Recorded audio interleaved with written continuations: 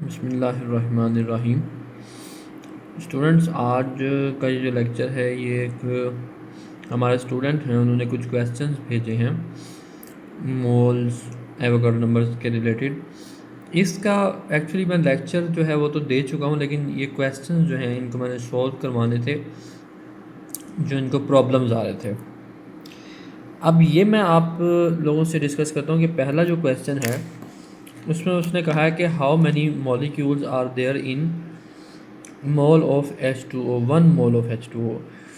तो अब आप मुझे ये बताएं कि 1 डज़न एग्स में कितने एग्स होते हैं।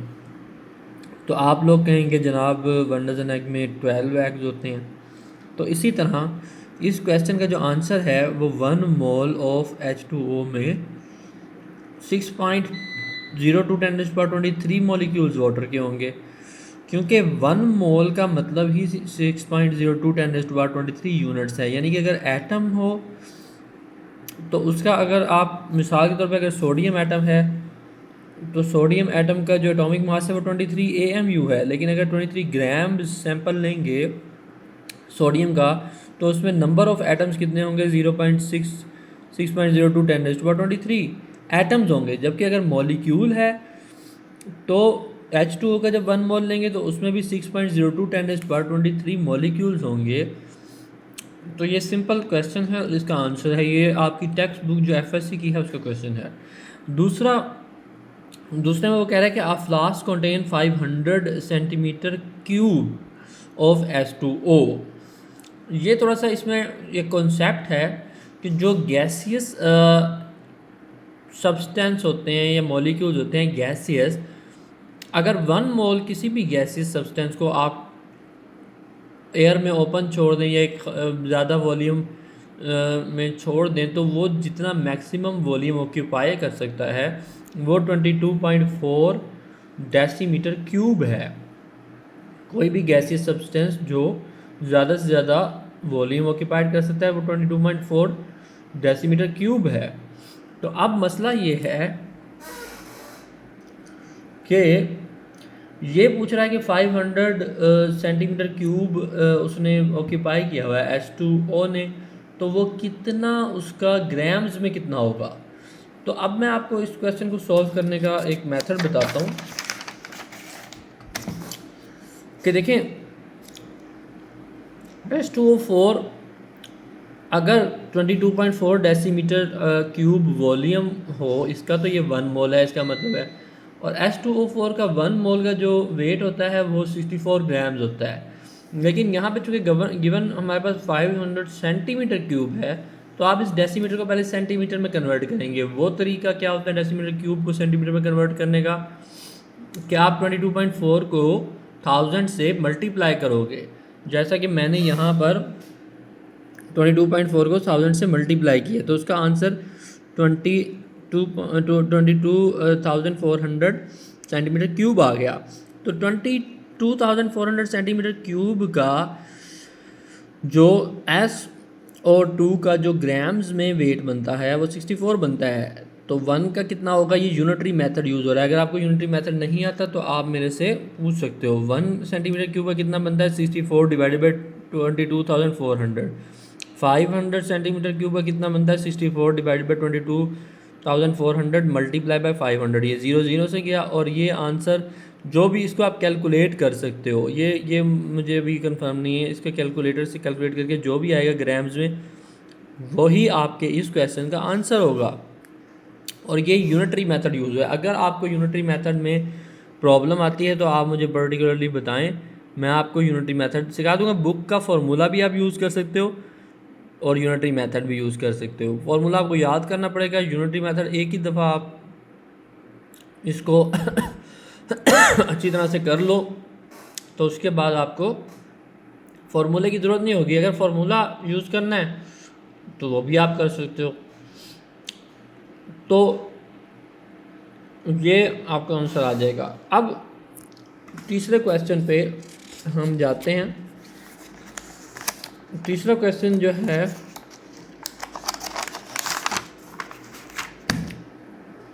वो ये कह रहा है तीसरे क्वेश्चन में कि a necklace has a 6 gram diamond in it. 6 gram diamond है एक नेकलेस में। What are the number of atoms in it, इसमें नंबर ऑफ एटम्स कितने हैं? तो सिंपल है, वेरी सिंपल है कि कार्बन का जो एटॉमिक मास होता है वो 12 ग्राम होता है। तो 12 ग्राम में चूँकि 6.02 10⁻23 एटम्स होंगे तो 6 ग्राम्स में उसका हाफ होंगे, ज़ाहिर बात है। तो 6 ग्राम में कितने होंगे? 3.02 10⁻23। तो ये इसका आंसर है 3.02 10⁻23, क्योंकि वो हाफ है। 12 ग्राम 1 मोल होता है, क्योंकि 12 आपको मैंने बताया कि एटॉमिक मास इसकी पर्टिकुलरली आप पहले ये एक्सरसाइज समझने से पहले अगर वीडियो देख लें मेरी पीछे से मोल्स वाली या स्टिकोमेट्री वाली, तो आपको ये बेहतर समझ आ जाएगा। तो 12 ग्राम जो है वो 1 मोल कार्बन को रिप्रेजेंट करता है, और उसमें एवोगाड्रो नंबर के जितने एटम्स होते हैं जो कि 6.02 10⁻23 है। तो अगर आपने 6 ग्राम्स की निकालने हैं, ज़ाहिर बात है 12 ग्राम का हाफ 6 ग्राम होता है, और उसका 6.02 10⁻23 का जो हाफ है वो 3.02 10⁻23 है। अगला जो क्वेश्चन है उसमें वो कह रहा है कि what is the mass of aluminium in 204 gram of Al2O3, यानी कि 204 ग्राम का सैंपल उसने लिया है एल्यूमिनियम का। तो इसमें Al2CO3 का सैंपल जो है वो 204 ग्राम्स है। तो अब वो कह रहा है इसमें एल्यूमिनियम के कितने मास होगा एल्यूमिनियम का। तो अब देखें ये पर्टिकुलर जो एल्यूमिनियम का सैंपल है ये भी यूनिटरी मेथड से होगा। इस एल्यूमिनियम का 1 मोल का अगर आप मास निकालें तो वो आएगा 26 एल्यूमिनियम का एटॉमिक मास होता है, मल्टीप्लाई बाय 2 प्लस 16 ऑक्सीजन का होता है, मल्टीप्लाई बाय 3 करेंगे आप तो 26 को 2 से करो 52 48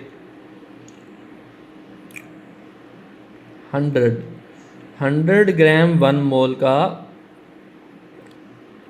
1 मोल Al2CO3 का मास है। अगर 100 ग्राम आप 100 ग्राम